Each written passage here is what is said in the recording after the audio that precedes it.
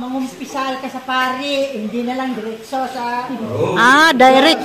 21-23, nang nabuhay mo ni si Jesus, it was a post-resurrection, sarado yung pintuan ng bahay nila at biglang nagpakita si Jesus sa kanilang kalagitnaan.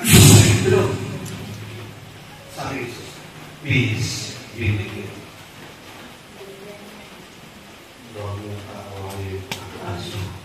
Peace be with you. And then Jesus Christ began to breathe. Sabi ni Jesus, receive the Holy Spirit. At sabi ni Jesus kanyang versikulo, kung sino ang pinapatawad niyo dito sa lupa, papatawarin niyo sa langit. At kung sino ang hindi niyo papatawarin dito, hindi niyo papatawarin sa langit. Ano yan?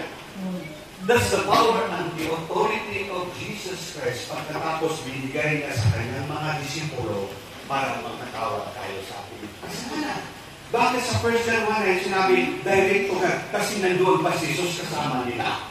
Ngayon wala na si Jesus, lilipad siya, pupunta lang, then He gave this authority and power para ang mga disipulo na mismo ang mag-govern, to be a steward.